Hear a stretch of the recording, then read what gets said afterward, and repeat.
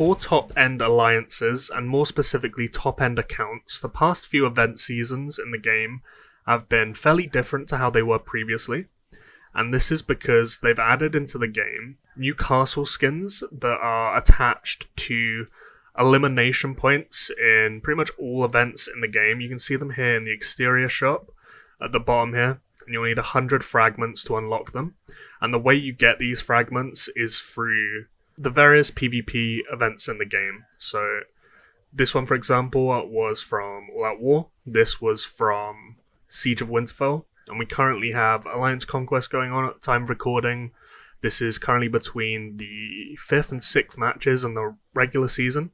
So the fragments haven't been assigned yet. But if I find AC here, you can see here, they're only in the Super League.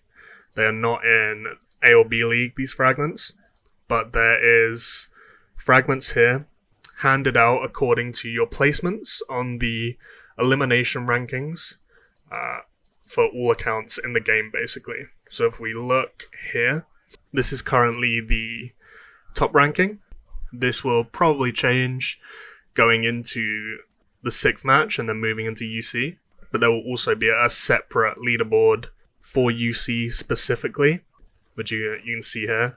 Obviously the season hasn't started yet at the time of recording, but there will also be a separate castle for UC, and it will only be top 10 for UC eliminations, which will actually get these fragments, which poses another question, because to win that, you are realistically going to have to be in the UC finals and go through the losers bracket for maximum amount of matches, or you'll just be outpaced by the other alliance that's doing that. So right now, I would imagine it's pretty much only possible for members of ATD or DEP currently, as it's known, or BDR, realistically, to finish first, at least, in the UC elims. So that's going to pose a bunch of questions for existing max accounts, because if we go back here, does Peacetown, for example, stay in KEC and play UC in KEC because he wants to do right by his alliance, or does he go and join DEP because he wants to finish first in elims and get that castle skin? And it's things like that where this whole new system is causing problems, in my opinion, because it's very disruptive to alliances due to how it's incentivizing whales to leave and go to other alliances, and it's just sort of getting in the way of the community aspects of the game, of trying to help your alliance win and building your own alliance that can win, because it isn't really relevant to anything here. If you want to be a max account, you've got to just keep chasing these elims everywhere you can go. So for example, CC here, he is potentially the strongest account in the game. I don't think that's a very controversial thing to say. He's joined us this AC season for 2 matches. He's been our top elims, I think, in our 1st and 3rd matches. They're CC, and he just asked to join. Basically, he was like, I want elims. We're not going to get them in WTP at 1300. Can I join? And we were like, yeah, sure. Because why would we reject him in that scenario? But in a hypothetical situation where we had, say, 100 members, no secondary accounts, we had no alts in, no empty spots, and we kicked someone for him because we were prioritizing event performance, that starts to become an issue. We haven't done that, and we wouldn't do that, but we could, and I know for a fact there are alliances out there that would do that, and to an extent I don't actually blame them for that, because it is such a competitive advantage, and just maintaining and building that relationship with someone like that is just such a key part of this game, that these situations are going to become more and more common. But the big issue of this that has been very popular and spoke about recently is the feeding element. So if you see Peacetown here, so this is recorded between the 5th and 6th matches of this current season. ATD or DEP played at 7 AM and they arranged elim trading with KAC, where I believe they agreed to suicide all their troops onto Peacetown in return for all of KC to suicide troops onto, I think, Hellboom, and then it was Darius and Dudu's accounts, so Black Pearl and Flying Dutch. Again, the reason being they want their top accounts to be as strong as possible. But if we look here at the leaderboard of this match, Peace down here got 19 billion elims, which is such a ridiculous number. It's honestly incomprehensible to me. So if we look at where he would have been before this match, he's now at what, like 21 billion? So he would have been at about 2 billion. So he would have been, say, 90th before this match. I don't know entirely where he was. He's in KC, who don't play anyone at 7 AM, so he couldn't have been that high. But he probably jumped from about 90th to near enough first from this one match. And 19 billion isn't possible without these feeding situations. Because if you look at someone like me, admittedly, I'm not a huge whale. I'm not soloing people out of buildings of mono T5s. But here I have 12 billion AC elims all time. And I'm not just a random person. Like, if you look at our match history historically, where do I find this? I think it's here, match history. So this is back in 2019. This is the first season of AC. I was first in elims, and we finished in UC rankings. Almost UC here, first in elims. In UC here, first in elims, second in elims, in a UC ranking. First in elims, and a UC ranking. So I could go on, you get the point. Obviously, elims were lower back here, but I was finishing first in elims in a UC alliance for over 3 years straight, and I barely even have half all time of the elims that Peacetown had in this one match. And my point of that is this doesn't happen naturally. It's not possible to get that amount of eliminations just playing the game normally.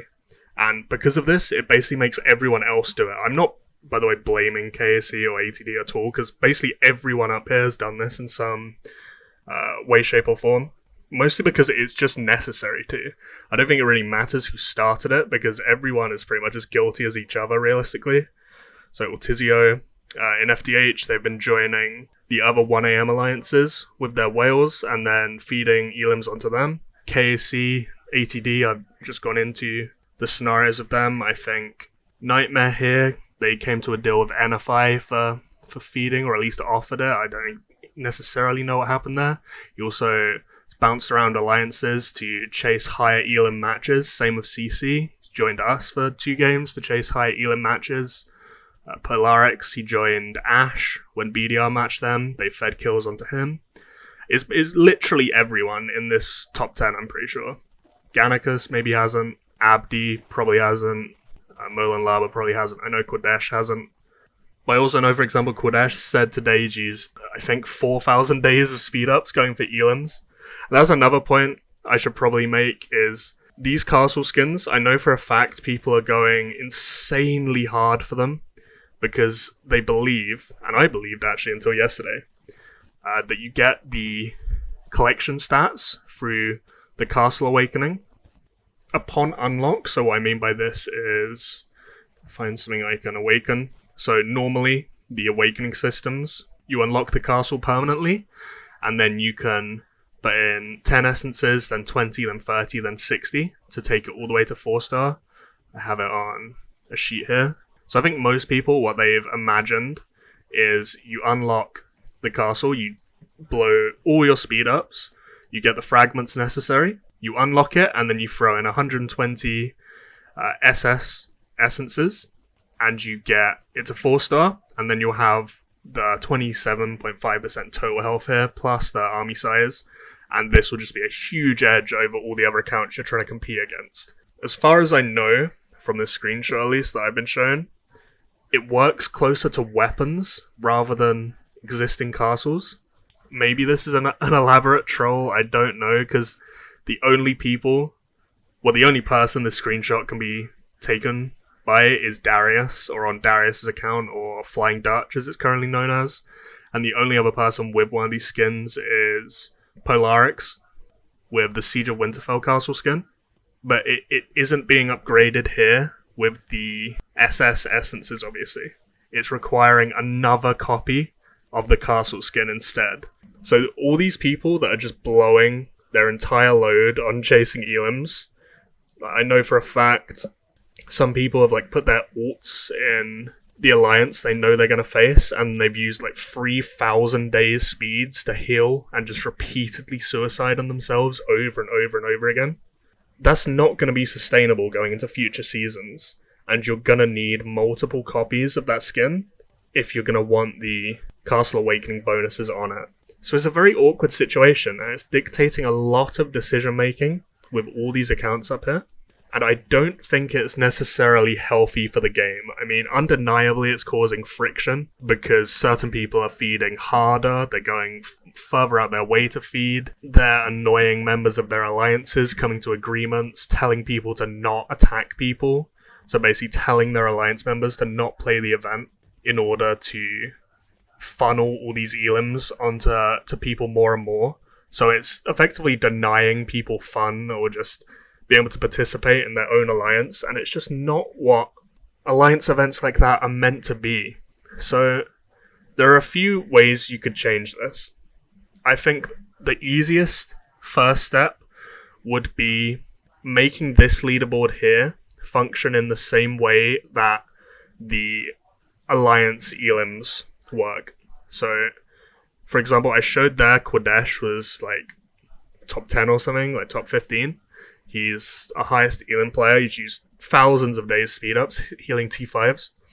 But he's on 0 elims though, just because he does trains to maintain that amount of speed ups, obviously.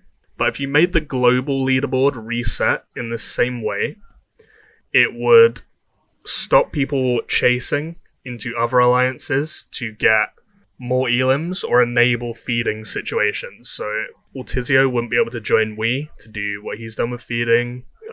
Nightmare here, CC wouldn't be able to join other alliances to try and chase higher elim matches. Polarix wouldn't be able to join Ash. So it would help in some of these situations, admittedly not all of them.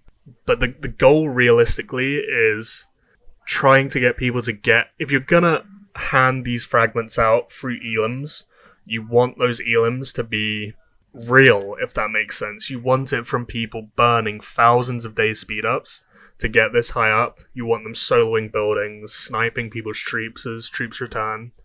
You don't want them only coming from troops just being suicided on people's castles and just having them spam heal over and over and over again for 60 minutes, and all these elims just being from alts or your own alliance members, or stuff like that.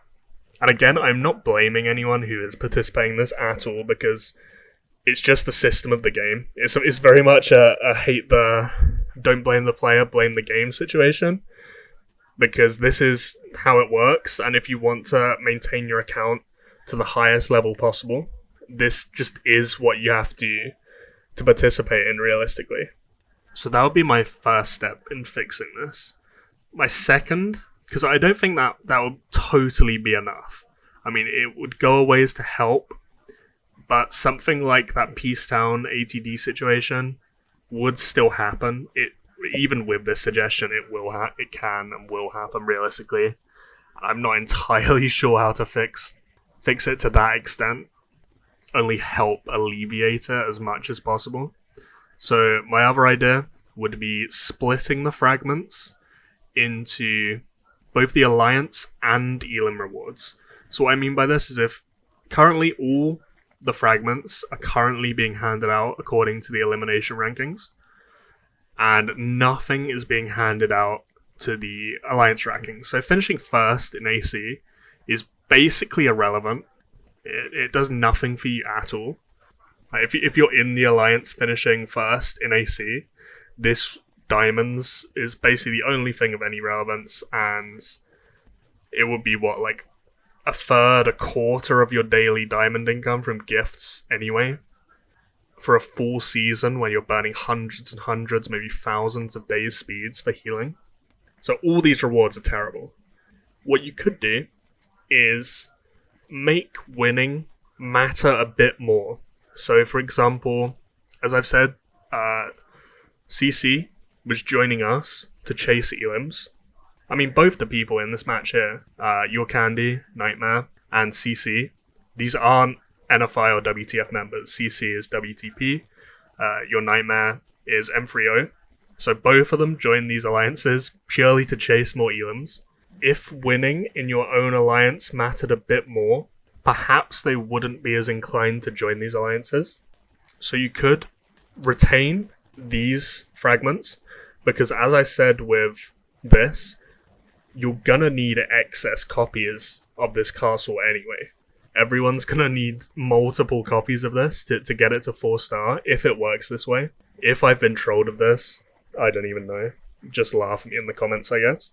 But if it does work this way, as the screenshot shows, you could retain this just fine, but then also attach some fragments to the placement rewards as well. And you wouldn't want those numbers to be too high, because that would probably be unhealthy in itself. It realistically will be anyway because of the initial ranking points disparity and whatnot. But you could have, say, like 10 fragments for finishing first, 8 for finishing second, 7 for finishing third, 6 for finishing in this 4th to 10th bracket, and then say 4 for finishing 11th to 30th, 3 for finishing 31st to 50th, and 2 for finishing 51 to 100. So those are very low numbers.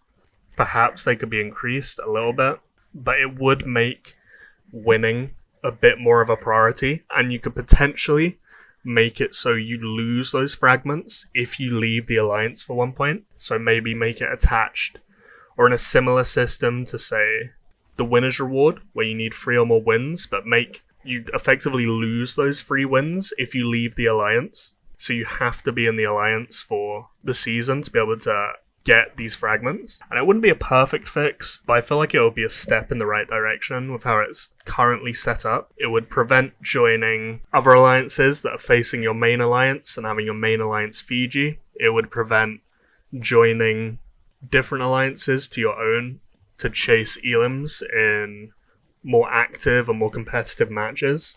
It would promote just building chemistry and a community within everyone's individual alliances, rather than having people fundamental to your strategy just leaving every other match because they need more elims than they can get in the main alliance. And yes, feeding from alts or coming to agreements to feed will still exist, but this system's now in the game. They can't exactly take it out when all these skins are in the game and this is the way of getting them. So we're just going to have to make this system as good as it can be. And this, realistically, is the best idea that I can come up with, at least, to help this situation and make it more healthy for everyone involved and make it more of a long-term success of a system. If you have any better ideas of how this can be tweaked, and more specifically why it would work and be better than it currently is, or better than my suggestion, feel free to comment it below. I know this is a very hot topic recently. I've seen people talking about it on the official Discord. I for sure think there needs to be at least a tweak or two for this to not drive people chasing those top ranks crazy long term, because right now it's just a bit mental with all this feeding stuff.